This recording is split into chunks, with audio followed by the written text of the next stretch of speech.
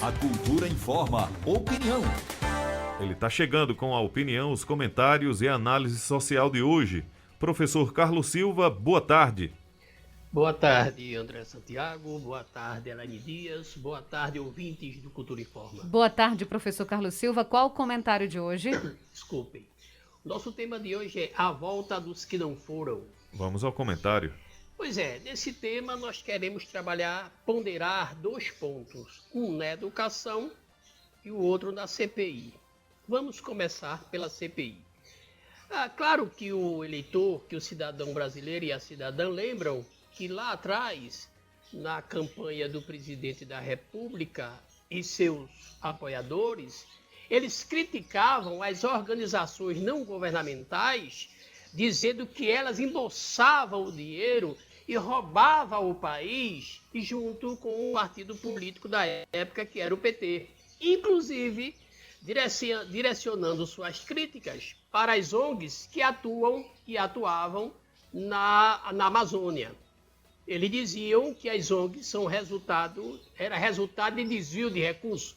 Posteriormente, não conseguiram provar nada. E aí ele chama a atenção nessa colocação dessas críticas, o que nos chama a atenção que era o que pregava na época o nazismo de Hitler, quando ele dizia, o seu consultor dizia que você conta uma mentira, aliás, você coloca seus defeitos no seu adversário e ele passa a ser hostilizado pelo pessoal quando ruim, quando na realidade você é que é ruim ou tem alguma conduta ilícita, mas você transfere essa conduta ilícita para o seu adversário. Enquanto eles estavam fazendo isso, o que é que aconteceu no Brasil?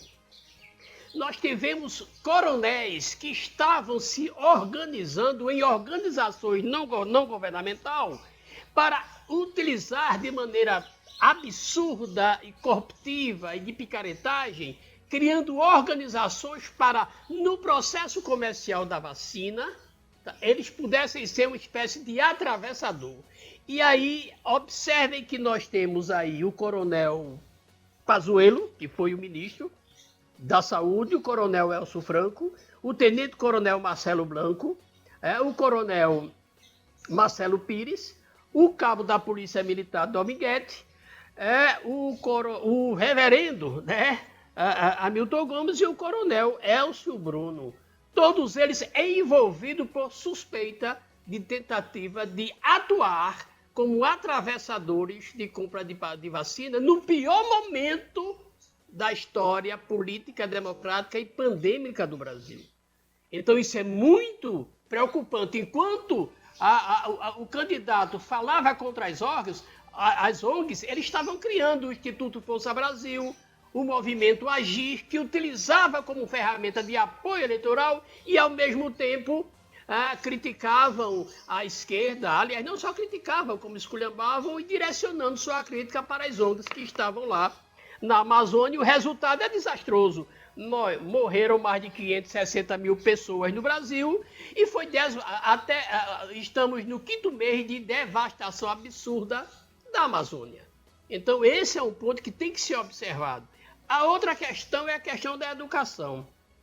Eu fico observando que o nosso ministro da Educação, Milton Ribeiro, eu não sei que escola ele estudou particularmente, claro que eu sei a fonte, mas eu não tenho ideia do conteúdo que ele absorveu e qual é o juízo que ele faz de um diploma de uma universidade, principalmente para um país que precisa de pessoas qualificadas. E o pior, o próprio ministro da Educação, ele não lê as notícias, o documento, relatórios do MEC. Ele disse que a universidade é para poucos. Agora, qual o pouco que ele se refere, não é? Qual o pouco? O pouco da elite, ou seja, o muito que vai sobrar é a filha e o filho do trabalhador que não vai ter acesso à universidade? Ora, se ele tem essa concepção, naturalmente ele vai criar políticas que vai dificultar o acesso do estudante brasileiro para a universidade, para fazer seus doutorados. E ele diz que no Brasil tem muitos doutores. E aí o que é que nos chama a atenção? Ele não lê, não pesquisa.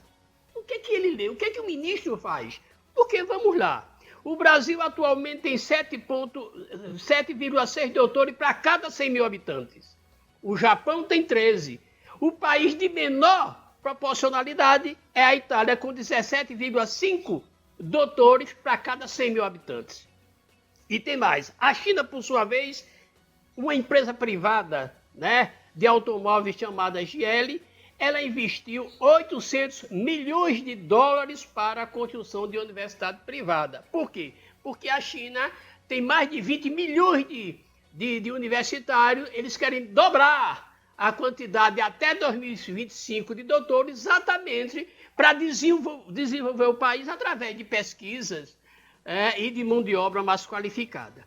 Então, o que nos chama a atenção é exatamente isso. Ou seja, o ministro da Economia não sabe, não é informado sobre a educação no planeta, e nem tampouco no Brasil, e nem tampouco no seu Ministério da Educação, e uma ruma, como se diz no Ceará, um compêndio de coronéis estavam se organizando em ONGs para tentar conseguir dinheiro através de medidas fraudulentas e corruptivas. Então, é muito delicado o que isso aconteceu. E aí, para concluir, a questão das urnas eletrônicas, a gente escuta as pessoas dizerem: só 3 países usam urnas eletrônicas. Gente, você simplesmente vai no TCE, vai no relatório do TCE, são 23 países que usam a urna eletrônica, 18 usam para pleitos regionais, não é? Então, Canadá, França, usam as urnas eletrônicas. E aí está provado que aquele desfile, segundo o especialista em defesa das Forças Armadas, ele diz que é uma tática de distração que pode querer tentar familiarizar os tanques, a visão militarista para uma sociedade, melhorando o ambiente para um possível golpe. E isso aí foi dito por um especialista em Forças Armadas, chamado Mariano Carvalho. Então, é preciso tomar cuidado, que nós temos que estar dando manutenção à nossa frágil democracia. Era isso que temos que passar para o ouvinte do Cultura Informa. Opinião é na Cultura. Primeiro lugar em audiência, do jeito que você gosta.